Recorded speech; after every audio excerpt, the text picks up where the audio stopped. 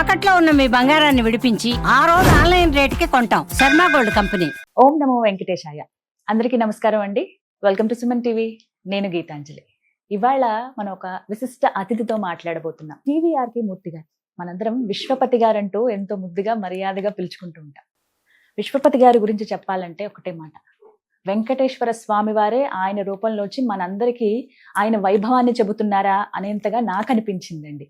ఎందుకంటే వారు వెంకటేశ్వర స్వామి వారి పైన 18 పుస్తకాలు రాశారు. ఇప్పటి వరకు 12 భాషల్లోకి తర్జుమా అయింది. ఎంతో మంది ఆ పుస్తకాలు చదివి వారి జీవితాన్ని మార్చుకున్న వాళ్ళు ఉన్నారు. అలాగే ఎన్నెన్నో సమస్యల నుంచి బయటపడిన వాళ్ళు ఉన్నారు. కేవలం భారతదేశంలోనే కాదు, వివిధ దేశాల్లో ఆ పుస్తకం ఎంతగా ప్రాచుర్యం పొందిందో నేను చెప్పడం కాదు, చదివి అనుభవం ఉన్నటువంటి మీ అందరికీ బాగా తెలుసు.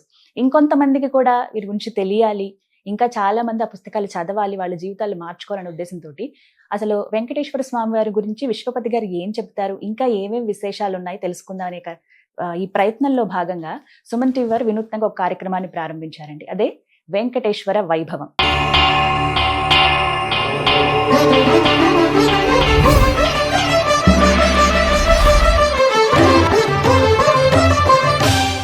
అఖిలాండ కోటి బ్రహ్మాండ నాయకుడు ఆ దేవదేవుడి గురించి తెలుసుకోవాలని మా అందరికీ కోరిక అండి వీడియోస్ ద్వారా. ముందుగా ఒక మొదటి ప్రశ్నతో ప్రారంభిస్తాను. తప్పకుండా. తిరుమల కొండల పైన, ఆ కొండల మధ్యలో 7 కొండల వాడిగా మనం చెబుతున్నాం స్వామి. అసలు ఆయన ఎప్పుడు వెలిసారు అక్కడ? స్వయంభూమూర్తి అని చెప్తారు. అలాగే వారి విగ్రహం పైన కూడా ఎన్నో సందేహాలండి. నిజంగా అది స్వామివారి రూపమేనా? కొంతమంది ఏమో లేదు లేదు అమ్మవారు అంటారు, కొంతమంది ఏమో సుబ్రహ్మణ్య స్వామి అంటారు, కొంతమంది ఏమో వెంకటేశ్వర స్వామి అంటారు, కొంతమంది అయితే ఇప్పుడు చాలా చూస్తున్నామండి ఆయన అసలు వెంకటేశ్వర స్వామి ఏ దేవుళ్ళు వీళ్ళందరూ కాదు బుద్ధుడు అంటారు కొంతమంది. ఇంత వాదనలు జరుగుతున్న ఈ నేపథ్యంలో అసలు ఆ తిరుమల కొండల పైన స్వామివారు ఎప్పుడు వెలిసారు, ఎప్పటి నుంచి ఉన్నారనేది తెలుసుకోవాలనుకుంటున్నాను. అవునమ్మా, అవును. అసలు నువ్వు అన్నట్టు చాలా మంది ఆ స్వామివారిని ఎన్నో రూపాలతో తరతరాలుగా కొలుస్తూ ఉన్నారు. కొంతకాలం పాటు మీరన్నట్టుగానే అంటే ఆ కొండ మీద ఉన్న ఏంటంటే బుద్ధుడు గాను, అమ్మవారు గాను, సుబ్రహ్మణ్య స్వామి, శివుడని కొంతమంది ఇలా రకరకాలుగా కొలుస్తూ వచ్చారు కదా. ఏమిటి అసలు ఆ స్వామి గురించి అసలు ఆయన ఎలా ఆవిర్భవించాడు? ఇప్పుడు కూడా మనకేంటి తిరుమల కొండలు ఇప్పటికీ చూడు, ఎక్కడో ఆ కొండల్లో అన్నిట్లో కూడా స్వామి ఉన్న ప్రదేశం అంతా ఒక లోయలా ఉంటుంది. మనం ఎక్కడి నుంచి వెళ్ళినా కూడా కింద దిగుతామండి. అన్ని సైడ్స్ నుంచి కూడా చూసాం. సాధారణంగా ఆ లోయలోగా ఉన్నట్టు ఉంటుంది ఆ ప్రదేశం అంతా, స్వామి వెలసిన ప్రదేశం అనమాట. సో అసలు ఈ మాత్రం ఇలా చెప్పుకోవాలంటేనే అంతా ఆయన అనుగ్రహం. ఆయన అనుగ్రహంతోనే ఇన్ని తరతరాలుగా ఎంతో మంది ఆయన్ని ఎంతో మహానుభావులు ఎంతో కీర్తించారు. ఎన్నో విధాలు, ఎన్నో శతకాలు రాశారు. ఎంతో మంది చక్రవర్తులు సేవించారు, మహారుషులు సేవించారు, దేవతలు నిత్యం ఇప్పటికీ దేవతలు సేవిస్తూ ఉంటారు వచ్చి. అదంతా ఆయన అనుగ్రహం తప్పితే ఏమాత్రం కాదు తల్లి. ఇప్పుడు ఏమైనా నేను 4 మాటలు మాట్లాడుతున్నానంటే ఆయన నన్ను ఆవహించి మాట్లాడుతున్నట్టే తప్పితే. ఎందుకంటే ఒక చోట చెప్తారు, స్వామి నీ గురించి చెప్పాలంటే 1000 నాలుకలు అన్నటువంటి ఆదిశేషుడు కూడా సాధ్యం కాదు నీ వేల మొత్తం అందించడం అన్నమే అంటాడు అనమాట. నాకెక్కడ సాధ్యం అవుతుంది అప్పటికి సామాన్య మానవుడికి. సో మనం చెప్పుకునే 4 మాటలన్నా కూడా అది మన ద్వారా పలికిస్తున్నాడు ఆయన అంతే నలుగురికి. ఏంటి ఏదైనా ప్రదేశం అసలు భగవంతుడికి సంబంధించింది మనం ఏం చెప్పుకున్నా మనకి చాలా సంతోషంగా ఉంటుంది. ఆయన లీలలు, ఆయన విశేషాలు ఎటువంటి చెప్పుకున్నా మనం సంతోషపడుతుంటాం అనమాట. అందులో అదే ఆయన విభూతులు అంటాము, ఆయన లీలలు అంటాము, ఆయన సంబంధించిన మిరాకిల్స్ అని మన జీవితాల్లో ఎన్నెన్నో అద్భుతాలు జరుగుతుంటాయి కదా. అవన్నీ ఎవరికి జరుగుతుందని మనం తెలిసినా మనం వింటుంటే మనకి చాలా సంతోషంగా అనిపిస్తుంది. ఎందుకంటే భగవంతుడు అంటేనే ఒక ప్రేమతత్వం అనమాట. ఎంతో ప్రేమతత్వం ఆ భగవంతుడు అంటే. సో ఇంతటి మూర్తి అసలు మనకి ఎప్పటి నుంచి ఉన్నాడు? చాలా మంది అనుకుంటారు ఎప్పటి నుంచి ఉన్నారు స్వామివారు ఏమిటి అని. సో ఏంటంటే తల్లి, ఒకసారి మనకి మామూలుగా 4 యుగాలు మనకి తెలుసు కదా. ఈ పరంపర అంతా కాల పరంపరలో కృతయుగం, త్రేతాయుగం, ద్వాపర యుగం, ఇప్పుడు కలియుగం. ఇలా ఉంటున్నప్పుడు ఏమవుతుంది, మనం వింటుంటాం కదా. ఏంటి కృతయుగంలో మొట్టమొదటిలో ధర్మం 4 పాదాలు నడిచేది. తర్వాత త్రేతాయుగం వచ్చేటప్పటికి 3 పాదాలు అయింది. మళ్ళీ ద్వాపరయుగం వచ్చేటప్పటికి 2 పాదాలకు అయింది. ఇప్పుడు ఇప్పుడు ఏంటంటే ఒకటే ఒక్కటే పాదం పాదం మీద అంటున్నారు. నడుస్తూ ఉంటుంది. అది మనం చూస్తూనే ఉన్నాం. ఎలాంటి పరిస్థితులు ఎలాంటి ఉన్నాయో. పరిస్థితుల్లో ఉన్నాం మనం. సో ఇలా జరుగుతూ ఉండగా ద్వాపర యుగం వచ్చే నాటికి మనం మహాభారత యుద్ధం అన్ని వింటాం కదా, అప్పటికే ధర్మం నశించి చాలా తగ్గిపోతుంటుంది. తగ్గిపోతుంటే అప్పుడు దేవతలు అందరూ అనుకుంటారు, ద్వాపరయుగంలోనే ఇట్లా ఉంటే అసలు రేపు కలియుగం వచ్చేటప్పటికి మానవుల పరిస్థితి ఏమిటి? ద్వాపరయుగంలోనే చివరి రోజుల్లో వచ్చేటప్పటికి ఇంకా ధర్మం నశించి ఏంటంటే ఈ మన పరిమాణం కూడా ఎలా ఉంటుందంటే, కలియుగం వచ్చేసి 4,32,000 సంవత్సరాలమ్మా మొత్తం స్పాన్ ఆఫ్ కలియుగం. ద్వాపర యుగం ఏంటంటే దీనికంటే డబల్ 8,64,000 సంవత్సరాలు. 8,64,000 సంవత్సరాల్లో మనందరికీ ఎక్కువ భాగం మనకి తెలిసిన చివరి 200 సంవత్సరాలు అంతే కదా. కృష్ణుడు ఉన్నప్పుడు మహాభారతం, కృష్ణుడు 125 సంవత్సరాల పాటు ఉన్నాడు. అప్పుడు మనకి జరిగినవి ఈ మహాభారత కాలం నాటివి. కానీ నువ్వు ఆలోచిస్తే 8,64,000 సంవత్సరాలలో ఎన్నో జరిగి ఉంటాయిగా, ఎన్నో సంస్కృతులు వచ్చి ఉంటాయి, వెళ్ళిపోయి ఉంటాయి కదా, చివరి 200 తెలుసు. సో అసలు ఏం జరిగాయో, అప్పుడు ఎట్లా జరిగాయో అన్ని కూడా మనకి మహాభారతం ద్వారా ఇప్పుడు అవి తెలిసాయి. ఇది అయిపోగానే కృష్ణావతారం అయిన తక్షణం కలియుగం ప్రారంభం అయిపోయింది. చాలా మంది అనుకుంటారు కృష్ణుని అవతారం అయిపోగానే, అంటే ద్వాపరయుగం అయిపోగానే ప్రళయం వచ్చేసింది. ప్రళయం అనేది ఒక యుగం అయిపోగానే రాదనమాట. ఒక యుగం అయిపోగానే భూమంతా మునిగిపోయే ప్రళయకాలం రాదు. ఈ 4 యుగాల్ని కలిపి మహాయుగం అంటాం. ఇలాగ కొన్ని మహాయుగాలు గడిచిన తర్వాతే ప్రళయం వస్తుంది. ఇప్పుడు ఇటువంటి సైకిల్లో మనం ఉన్నది 28వ మహాయుగంలో ఉన్నాం, 28th లో ఉన్నాం మనం ఇప్పుడు. అంటే ఇటువంటివి 27 వెళ్ళాయి ఇప్పటికీ ఆల్రెడీ. సో ఇటువంటి మహాయుగాల్లో ఒక మహాయుగంలో ద్వాపర యుగంలో అప్పుడు ఈ దేవతలందరూ వెళ్ళి విష్ణుమూర్తిని వైకుంఠానికి వెళ్ళి ప్రార్థిస్తారు. స్వామి, ఈ ద్వాపర యుగంలోనే కింద చూస్తున్నాం భూమి మీద ఇంత దారుణంగా ఉంది పరిస్థితి, ఇంకా రాబోయే కలియుగంలో మనుషులు చాలా ఏమంటాం ఎంతో అధర్మపరులై ఉండి, అత్యంత అల్పమైన ఆయుష్తో ఉండి, రకరకాల ధనం మీద, అన్నిటి మీద, వస్తువుల మీద, స్త్రీల మీద, ఇట్లాగా అనేక ఏమంటాం మోహం పెంచుకుని అన్ని పదార్థాల మీద అన్నమాట, వీటన్నిటి మీద పెంచుకుని అనేక అన్యాయాలకి, ధన సంపాదన కోసం అనేక అక్రమార్జనలు పెట్టుకెళ్ళిపోయి ఎన్నెన్నో దారుల్లోకి వెళ్ళిపోయి రకరకాల నానా విధాల కష్టాలు పడుతూ ఉంటారు. ఇంకా రాబోయేది ఎందుకంటే వాళ్ళందరూ కూడా గ్రహిస్తారనమాట. మహర్షులకి ఆ దర్శన శక్తితో గ్రహించి కలియుగం ఇలా ఉండబోతోంది, ముందు ముందు వీళ్ళందరి పని ఆగిపోతుంది మానవులు. ఇక్కడ ఏమవుతుంది, ఎప్పుడైతే ధర్మమే లేకుండా పోతుందో అన్యాయం చేసే వాళ్ళతో పాటు ధర్మంగా ఉన్న వాళ్ళు కూడా చాలా సఫర్ అవుతుంటారు కదా, ఏమో కష్టాలు పాలవుతుంటారు.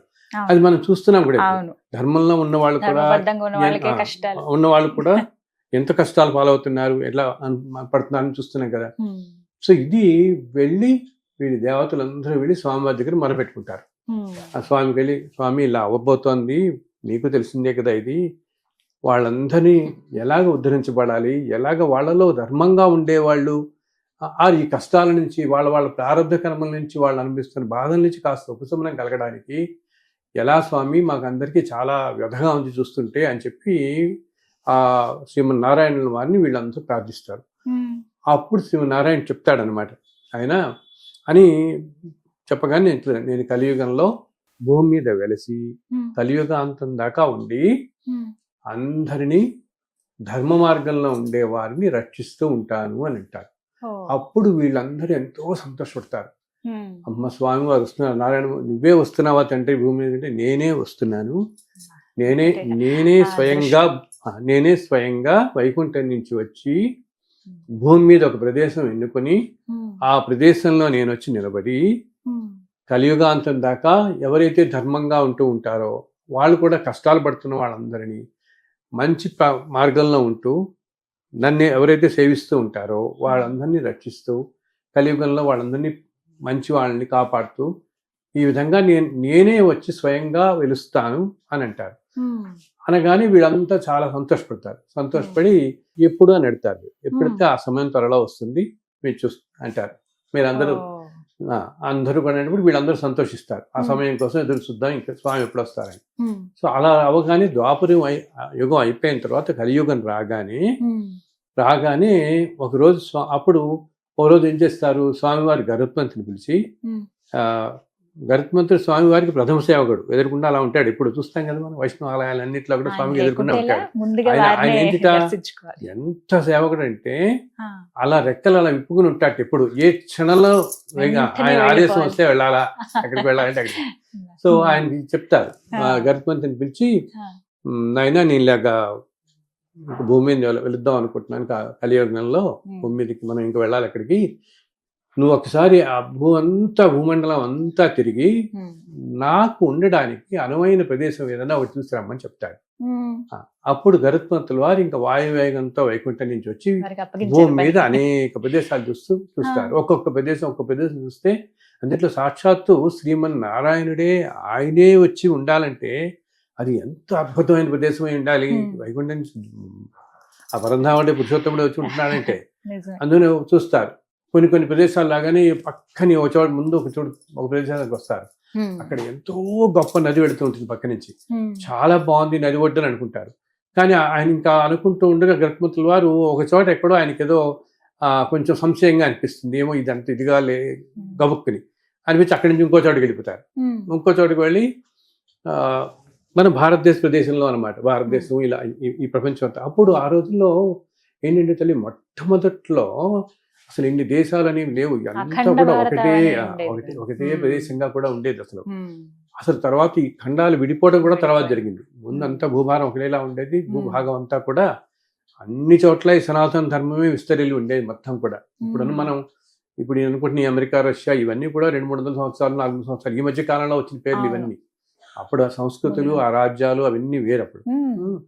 సో ఈ గరుత్మంతుడు అలా కలియుగం మొదట్లో అలా తిరుగుతూ ఇంకో ప్రదేశానికి వెళ్తాడు. అక్కడ చాలా బాగుంటుంది. ఏంటి అక్కడ ఎన్నో అద్భుతమైన పూల తోటలు అన్నీ ఉంటాయి అనమాట. మరి చాలా బాగుంది ప్రదేశం అనుకుంటుండగా అక్కడ ఇంకొక చేదో కొద్దిగా మనసుకి ఇంకా పూర్తిగా రాదు, సంతృప్తి కలగక అక్కడి నుంచి ఇంకో చోటుకు వెళ్తాడు. ఇంకో చోటుకి వెళ్తే అది ఇంకా అద్భుతంగా ఉంటుంది. ఓ పక్కన సెలయాలు వెళుతుంటాయి, ఒక పక్కన ఇట్లా ఉంటుంది, ఏమంటాం మనం, ఎన్నో చక్కటి లేళ్ళని పరిగెడుతూ ఉంటాయి, కుందేళ్ళు ఉంటాయి, చాలా బాగుంటుంది. ఇది చాలా బాగుంది ప్రదేశం అనుకుంటాడు అనమాట. అన్ని నెమళ్ళు ఉంటాయి అక్కడంతా కూడా, ఎన్నో రకరకాలమైన పుష్ప జాతులు కానీ రకరకాల మృగజాతులు కానీ, అంటే ప్రకృతి ఎంతో అద్భుతంగా ఉంటుంది అనమాట. నెమళ్ళన్నీ అక్కడ నాట్యం చేస్తూ ఉంటాయి, ఏనుగులు నాట్యం చేస్తుంటాయి, అటు ఇటు ఏంకారం చేస్తూ, చాలా బాగుంది ప్రదేశం అనుకుంటాడు. మళ్ళీ ఏదో కొంచెం వెరతిగా అనిపిస్తుంది, మళ్ళీ వాయువేగంతో మళ్ళీ పెడతాడు.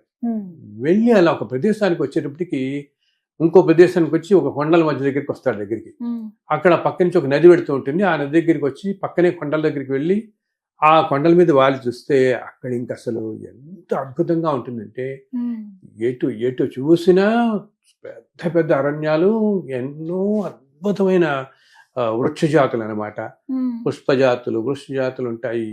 దాంట్లోనేమో ఎల్లో మామూలుగా మన పళ్ళం అనమాట, రకరకాల పండ్ల మొక్కలు కానీ పూల మొక్కలు కానీ ఎన్నో రకాలు ఉంటాయి.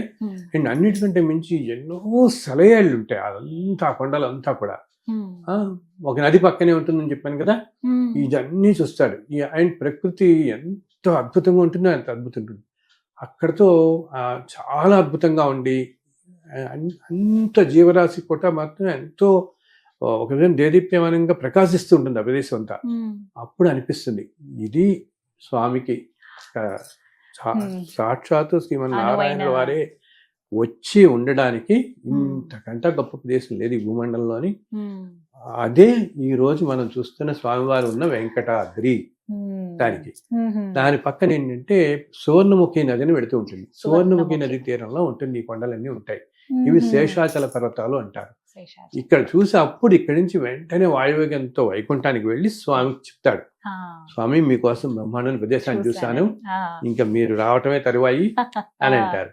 అనగానే ఆయన వెంటనే చెప్తారు, మనం ఫలానా రోజు ఇలా వెళ్ళబోతున్నాను ఆయన భూలోకానికి అని. కానీ వెంటనే ఈ గరుత్మంతుల వారు అందరికీ, దేవతలందరికీ చెప్తారు, స్వామివారు ఫలానా రోజు వైకుంఠం నుంచి దిగి భూమికి వస్తున్నారు, భూమికి రాబోతున్నారు అనగానే అప్పుడు ఇంకా దేవతలు అందరూ ఎంతో సంతోషపడి, సో వైకుంఠం నుంచి స్వామి ఒక రోజున ఎప్పుడు వస్తారు, కలియుగంలో ఒక సంవత్సరంలో అనమాట, ఆశ్వేజ మాసంలో శ్రవణ నక్షత్రం రోజున ఆయన ఈ కొండల మీదకి వచ్చి ఇప్పుడు ప్రదేశానికి వచ్చారు. ఆయన వచ్చినప్పుడు ఆయన అక్కడి నుంచి వస్తుంటే ఇంకా తెలిసింది కదా స్వామి వెళ్ళబోతున్నాడని, నారాయణుల వారే వస్తున్నారు ఇక్కడికి అని చెప్పేసి, ఇంకా వస్తున్నప్పుడు ఆయనతో పాటుట అందరు దేవతలు వస్తారు ఆకాశ మార్గంలో. అసలు అది చూస్తే మనకి ఊహించుకోవడానికే, చూడు నువ్వు పక్కన శివుడు, బ్రహ్మదేవుడు, హనుమంతుల వారు, అందరూ ఇంద్రుడు, అందరూ సర్వదేవతలు అన్నమాట.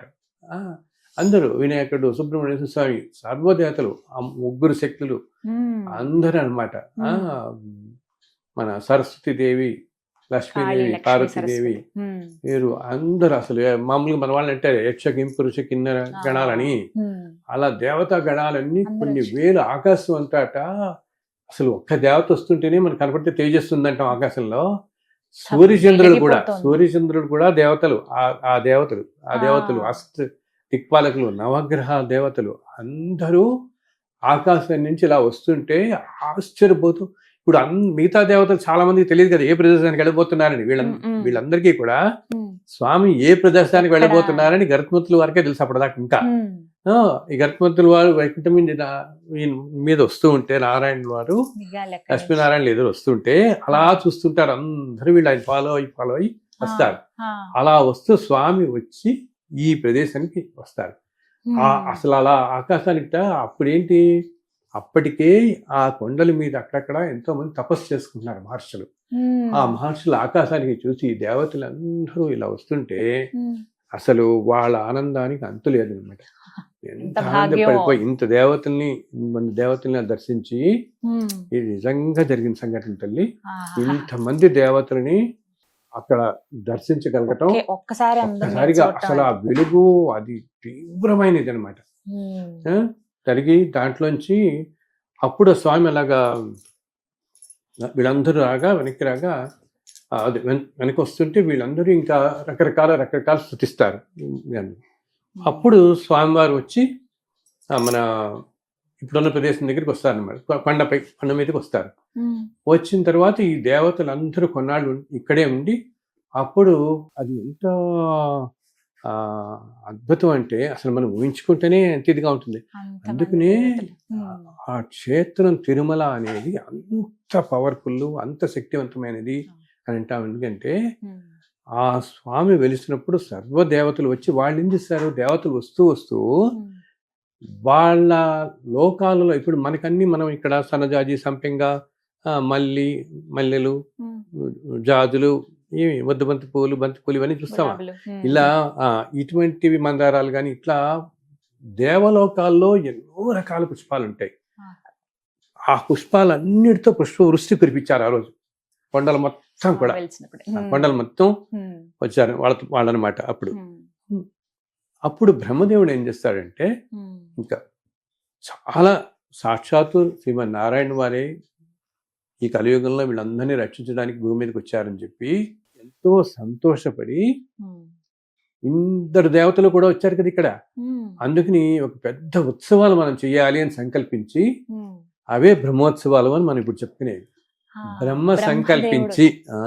బ్రహ్మదేవుడు సంకల్పించి స్వామి శ్రీమన్నారాయణ వారు వచ్చారు కాబట్టి సంకల్పించిన ఉత్సవాలుగా వాటిని బ్రహ్మోత్సవాలు అని చెప్పి అంటాం మనం ఇప్పుడు.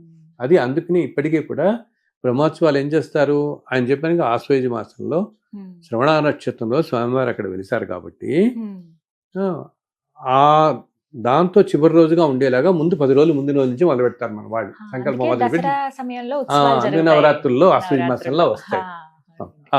శ్రవణ ఆయన వెలిసిన మీద భూమి మీద వెలిసినప్పుడు అప్పుడు ఆయన చెప్తాడనమాట. వచ్చి రాగానే వాళ్ళందరూ దేవతలందరూ ఋషులు అందరూ అడతారు, స్వామి నిన్ను మేము దేవతలైన మేమే నీ రూపాన్ని నేను దర్శించలేకపోతున్నాము. ఇలాగా ఇంకా సామాన్య మానవులకి ఎంత కష్టతరం నీ రూపాన్ని దర్శించడం అనేది, ఈ విధంగా దర్శనం కలగటం అని అంటే, అప్పుడు ఆయన అంటాడు, నేను ఇప్పటి నుంచి కూడా ఈ కొండల మీద శిలారూపంలో భ్రమింపజేస్తూ ఉంటాను అంటాడు. నేను ఇక్కడే ఉంటాను, కానీ చూసేవారందరికీ నేను శిలలాగానే కనపడతాను. శిలారూపంలో భ్రమింపజేస్తూ నేను ఇట్లా నించుని ఉంటాను. కలియుగాంతం దాకా వీళ్ళందరినీ రక్షిస్తూ రకరకాల జనులు, ఇందా చెప్పాను కదా, ఎన్నెన్నో కష్టాలు పాడాయి పాపం. వాళ్ళ ప్రారంధ కర్మల వల్ల ఎన్నెన్నో కష్టాలు పాడవుతూ ఈ జన్మలో ధర్మంగా ఉంటూ అనేక కష్టాలు పాలవుతున్న వాళ్ళు ఎవరైతే నన్ను సేవిస్తూ నా మీదే పూర్తి భారం వహించి నిత్య జీవితంలో సక్రమంగా ధర్మంగా బతుకుతూ ఉంటారో వాళ్ళ కోరికలు తీర్చి వాళ్ళ కష్టాల నుంచి తొలగించి నేను ఉంటాను. అందుకని కలియుగంలో మానవులకి నన్ను ఈ రూపంలో దర్శించేంత శక్తి ఉండదు కాబట్టి శిలారూపంలో నేను దర్శనమిస్తూ భ్రమింపజేస్తూ శిలారూపంలో ఉంటాను అంటారు. అలాగా ఆ స్వామి వెలిసారనమాట.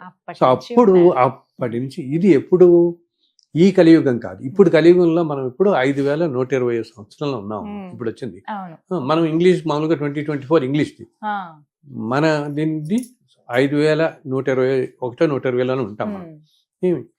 ఇప్పుడుది కాదు, ఇది ఇంతకు ముందు మహాయుగాల్లో ఒక కలియుగంలో, ఈ కలియుగం మొదట్లో కాదు ఈయన ఉన్నది.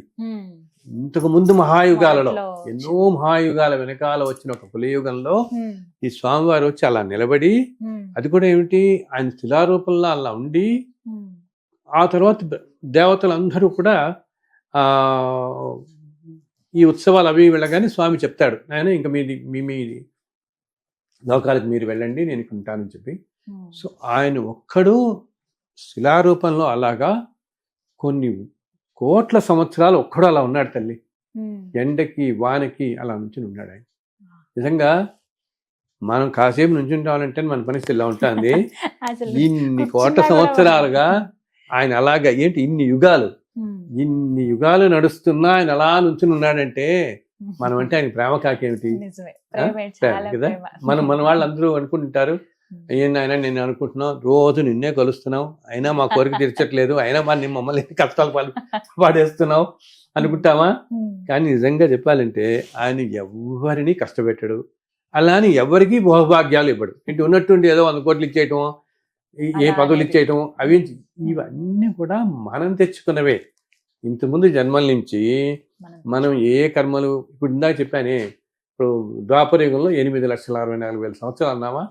సో మనం అందరం అప్పుడున్న వాళ్ళం, ఇప్పుడున్న వాళ్ళందరూ మనమేమి ఇప్పుడు దేవతాంశంలాగా వచ్చేలేదు. ఇప్పుడు మనం తయారు చేసి ఇప్పుడే కాదు కదా, ఈ సృష్టి మొదటి నుంచి ఉన్న ఆత్మలు ఇవన్నీ రకరకాల యుగాల్లో రకరకాలుగా ముందు పెడుతూ, అంటే త్రేతాయుగంలో ఉన్నాం, కృతయుగంలో మనం ఉన్నాం, ద్వాపర యుగంలో ఉన్నాం, ఇప్పుడు మళ్ళీ ఉన్నాం. సో అప్పటి నుంచి ఏంటి, అందుకని నువ్వు చూడు అన్ని యుగాల్లో ఉన్నాం కాబట్టి ఇప్పుడు త్రేతాయుగం ఏంటైతే ఇన్ని యుగాల్లో ఇన్ని కోట్ల జన్మలు, బికాస్ మానవులంతా ఎన్నెన్నో తప్పులు చేస్తారు, ఎన్నెన్నో చేస్తారు, వాళ్ళ బుద్ధిపరంగా పని చేస్తారు.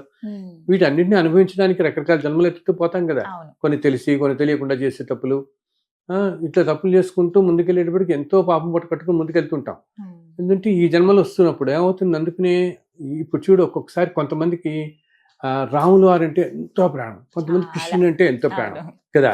ఎందుకంటే వీళ్ళల్లో ఇలా ఈ ట్రావెల్ ఈ సోల్ ఇలా వస్తున్నప్పుడు వీళ్ళలో కొంతమంది ఏంటన్నమాట, ఆ త్రేతాయుగంలో ఉన్నప్పుడు, త్రేతాయుగంలో రాముల వారు ఉన్నప్పుడు అన్ని వేల సంవత్సరాలు ఉన్నారు కదా ఆయన. ఉన్నప్పుడు ఏంటి, అక్కడ ఎక్కడో ఎన్నో తోటలు ఉండేవి. అప్పుడు అంతా మిథిలా నగరం, అయోధ్య, అవన్నీ అద్భుతమైన తోటలు అవన్నీ. వాటిలో ఎక్కడో ఏ పని చేస్తున్న వాళ్ళు, ఏ పరిచారికలో వీళ్ళు అయ్యింటారు, అంతే కదా. సో ఆ రాముల వారిని చూసుంటారు వాళ్ళు. సో ఆ దివ్య మంగళ విగ్రహం అలా ఉండిపోయి వాళ్ళకి ఆకర్షణ ఉండిపోయి, అయితే ఏమిటి వీళ్ళు మళ్ళీ వీళ్ళ ప్రారంభ క్రమంలో వీళ్ళు పడుతుంటారు కదా. సో తర్వాత ఏవో జన్మలు తీసుకుంటూ మళ్ళీ ఏవో చేసుకుంటూ అలా ఈ కలిగిన దాకా వచ్చిన వాళ్ళు ఉంటారే ఇప్పటిదాకా, వీళ్ళకి ఏంటంటే ఆ రూపాలను హత్తుకుపోయి ఇప్పటికి కూడా ఆ సోల్కి తెలుసు ఆ రాముల వారు అమ్మో అనగానే ఎప్పుడో చూస్తుంది, అలా గుర్తుంది, ఆ విగ్రహం మీద అలా ఉంటుంది. కొంతమంది కృష్ణుడి మీద ఉంటుంది. అంటే వీళ్ళు ఏంటనమాట, ఆ కృష్ణుడిని బొత్స దగ్గరగా చూస్తుంటారు. 125 సంవత్సరాల భూమి శ్రీకృష్ణ వాళ్ళు ఉన్నప్పుడు 125 సంవత్సరాలలో ఎంతో మంది చూస్తుంటారు కదా ఆయన్ని. మనకు తెలిసిన పాండవులు ఇవన్నీ కథలతో పాటు వీటన్నిటితో పురాణాల్లో చూసిన పాత్రలే కాకుండా సామాన్యులు కూడా ఎవరో కొంతమంది చూసే ఉంటారు. వాళ్ళందరూ కూడా ఎంత పుణ్యం చేసుకున్నారు వాళ్ళల్లో. అలా అలా అలా వస్తూ వస్తూ వస్తూ అందుకు నా మూర్తికి అంత ఆకర్షణ. కొంతమంది ఉంటారు చూడు, ఆ కృష్ణుడు అంటే చాలా ప్రాణం అండి, అసలు ఎంత ప్రేమగా ఉంటారు, ఎంత విడిచిలేనంతగా ఉంటారు. సో అది ఇన్ఫాక్ట్ నా దగ్గరికి వచ్చిన వాళ్ళలో కూడా నేను అప్పుడప్పుడు చూస్తుంటాను తల్లి. ద్వాపరయుగంలో కృష్ణుడితో ఉన్న ఆయన్ని, అలా అలా ఉన్న వాళ్ళని వచ్చిన వాళ్ళని నేను చూశాను. అంటే ఆ భగవంతుని అనుగ్రహంతో ఏంటంటే నాకు ఒక్కొక్కసారి అలా ఎవరినో ఎదుర్కొంటే కూర్చుంటే వాళ్ళు ఒక 7-3 కొన్ని జన్మలు అలా కనిపిస్తుంటాయి అనమాట. అలా ఉన్నప్పుడు నేను చూసాను పూర్వజన్మల్లో వీళ్ళు. నేను చెప్తుండేవాడిని ఏదో, అసలు మామూలుగా వాళ్ళు ఏదో కలవడానికి నా దగ్గరికి వస్తాను మాట్లాడడానికి, ఏదో అవి ఇవి మాట్లాడుతూ నేనంటే బహుశా మీకు కృష్ణుడు అంటే చాలా ఇష్టం కదండి అన్నాను.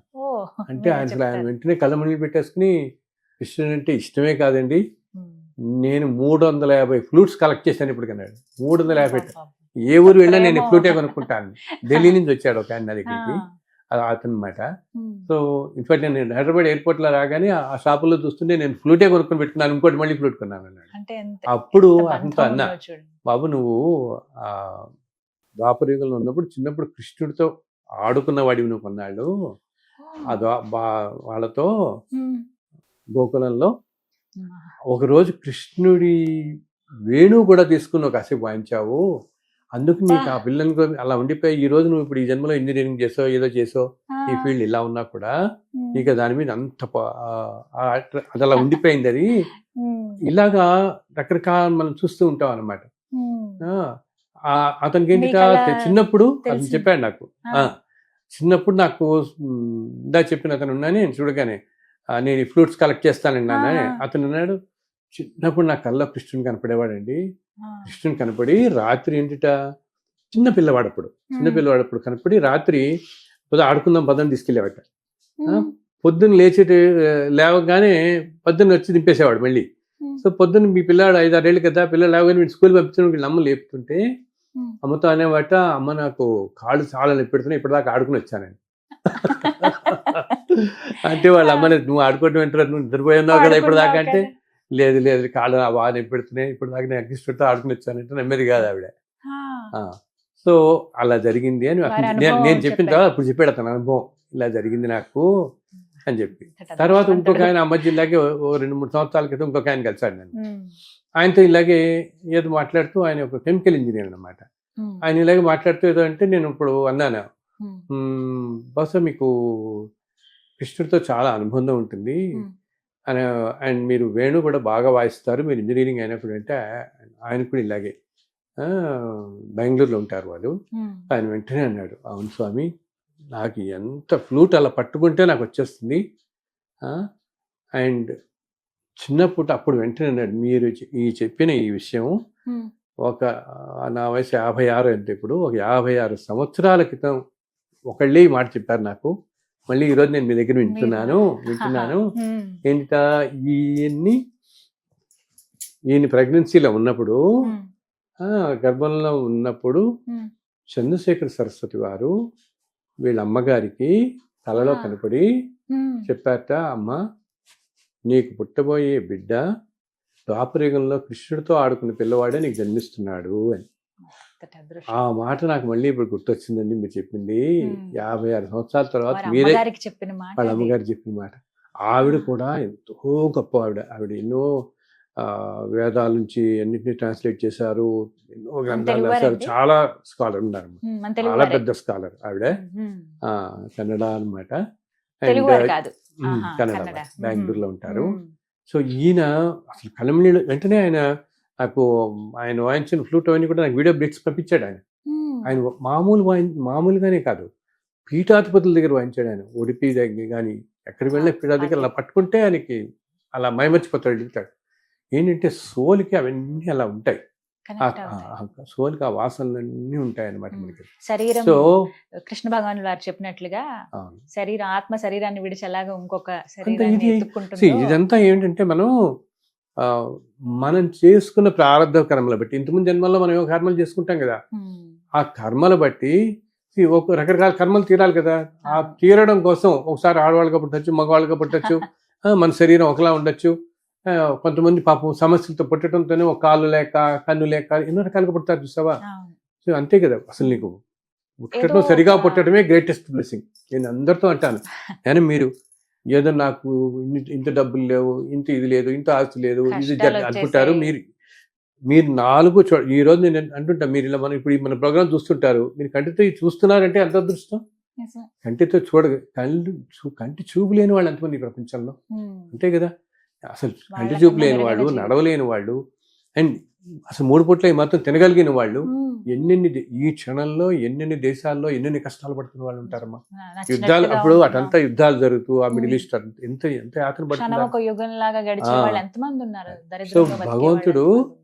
ఎప్పుడు అది చూస్తాడు. స్వామివారు ఎప్పుడు చూసేది ఏంటంటే, వీళ్ళకి నేను ఇన్ని బ్లెస్సింగ్స్ ఇస్తున్నాయని ఇవి గ్రహించరు ఏమిటా, వీళ్ళు ఇంకా పరిగెడతారు అనుకుంటుంటాడు. వీళ్ళకి చక్కగా ఆయన- కాళ్ళు చేతులు అన్ని సక్రమంగా ఉండి చక్కగా అసలు ఏం చెప్తారు, సక్రమంగా కాళ్ళు చేతులు అన్నందుకు, నోరు మాట ఉన్నందుకు శ్రవణం, భగవంతుని కీర్తనం అంటాం. ఆయన కీర్తిస్తూ ఉండాలి. నవవిధ ఆయన భక్తి మార్గాల్లో. నవవిధ భక్తి మార్గాల్లో చెప్తాం అన్ని కూడా. అవును. ఇవన్నీ మర్చిపోయి ఉన్న బ్లెస్సింగ్స్ ని ఆలోచించకుండా మనుషులు ఇది లేదు అది లేదు, ప్రతి లేని మనిషికి దానికోసం లేని దానికోసం. తాపత్రయపడతాం. ఎలా ఉంటుందంటే, ఎవరో ఒక చోట చెప్తారనమాట, ఏదో హోటల్కి వెళ్తే మనం ఏదో ఏదో పూరీనో ఆర్డర్ చేస్తాం. ఏమి కసిపిన తర్వాత చూస్తే పక్కన కూర్చున్న వాళ్ళు ఒక మసాలా దోశ ఏదో ఆర్డర్ చేస్తారు. మనకి అక్కడితో అయ్యో అది ఆర్డర్ చేయలేదు, అది తింటే బాగుండేది అది అని బాగుండేలా ఇది ఉంది. తింటున్న సంతోషం నీకు ఉండదు. నువ్వు నువ్వు తెచ్చుకుని ఆర్డర్ చేసుకున్నావే ముందు నిజం, చక్కగా. నిజం. ముందు నువ్వు నీ సంతోషంతోనే అనుకున్నావు, నేను పూరినే తినాలని సంతోషపడి ఆర్డర్ చేసుకున్నవాడు ఇష్టంగా పక్కనే ఇష్టంగా పక్కన చూడగానే దాని మీద మనసుకు అయ్యో నేను అది చేస్తే బాగుండేది, అది ఆర్డర్ చేసి ఉండాల్సింది. ఏంటంటే ప్రతి మనిషి ఏమనుకుంటాడంటే, తనకున్న సంతోషం గ్రహించడు, పక్కన నాకు వాళ్ళ- లేని ఏదో వీడు పొందుతున్నాడు అనుకుంటాడు. అదే ప్రధాన సమస్య కదండి ఈ అదే రోజుల్లో. ప్రధాన సమస్య. ప్రతి వాళ్ళకి ఏంటంటే, ఉమ్, అవతల వాళ్ళు ఏదో అనుభవించేస్తున్నారు, మనం సంతృప్తి. అనిపించట్లేదు. ఉమ్, దానివల్ల ఏంటి, వీళ్ళకు ఉన్నవి కూడా వీళ్ళు అనుభవించలేకపోతున్నారు. ఉన్న వాటిలో ఆనందం కూడా ఉమ్, అసలు కాలంతో పాటు తల్లి ఇలా కాలం వెళుతున్న కొద్దీ కూడా ఒక 56 సంవత్సరాలకి ఇప్పటికీ చాలా కాలం మారిపోయింది కదా. ఉమ్. సో ఆ రోజుల్లో నీకు ఒక చిన్న పెన్న పెన్సిల్ కొనుక్కుంటే ఎంతో ఆనందం ఉండేది. నిజం. ఆనందానికి అంతే ఎక్కడుంది. ఉమ్, ఈ రోజుల్లో ఎన్ని ఉన్నా మనుషులకి ఇంకా ఆ సంతోషం ఆనందం కలగట్లేదు. ఇంకా తాపత్రం. ఇంకా ఏదో కావాలని ఏదో పరుగులు- కావాలి పరుగులు ఏదో పెడతాం. కావాలనుకుంటాం కానీ అసలు ఆనందాన్ని నేను ఎప్పుడు అన్నిట్లో ఇంట్రెస్ట్లు చెప్తుంటాను. ఉమ్, చిన్న వాటిల్లోనే ఎక్కువ ఆనందం ఉంటుంది. ఉమ్, మనం చక్కగా కూర్చొని ప్రశాంతంగా ఎవరిని డిస్టర్బ్ చేయకుండా ఒక కప్ కాఫీ తాగి కూర్చొని ప్రశాంతంగా ఆయన ఉంటుంది. ఆనందం అనేది నిర్వచించలేం మనం అసలు ఉమ్. కదా. నిజమే. అండ్ చిన్న ఆనందాలే ఎక్కువ ఉంటాయి జీవితంలో మనకి. ఉమ్, పెద్ద ఎంతో ఆనందం ఇచ్చేవి ఏంటి, ఒక ఇల్లు కొనుక్కోవటం, ఒక కారు కొనుక్కోవటం. ఎన్నిసార్లు కొంటాం మనం? 50 సార్లు ఇల్లు కొనలేం కదా. ఒక్కసారి. అదే కాఫీ అయితే 50 సార్లు తాగుతాం కదా మనం. అవునా? అప్పుడో రోజు ఆ, అలా చిన్న హ్యాపీనెస్లు, ఒక Hmm. ప్లేస్ కి వెళ్ళటం, ఉమ్, ఏదన్నా ఎంతో సంతోషంగా అనిపిస్తుంది. ఇలా Hmm. ఇవి నీకు మల్టిపుల్ టైమ్స్ ఉంటాయి. నీకు Hmm. ఎక్కువ సార్లు ఉండేవి చిన్న ఆనందాలు ఎక్కువ. ఎక్కువ ఉంటాయి. వీటిల్లో కనుక మనం ఆనందపడగలిగితే మన మన మన పాత తరాల వాళ్ళందరూ వాటిల్లోనే ఆనందం చూసుకున్నారు. చిన్న వాటిల్లోనే ఆనందం. చిన్న వాటిల్లోనే ఒక పండగ వస్తే చక్కగా అందరూ కలిపి చేసుకోవటం, ఉమ్. ఏదో చిన్న పిండి వంటలు చేసుకోవటం, ఇక్కడికి వెళ్ళటం. ధన్యవాదాలు గురుగారు. నమో వెంకటేశాయ. అమ్మో, వెంకటేశ్వర.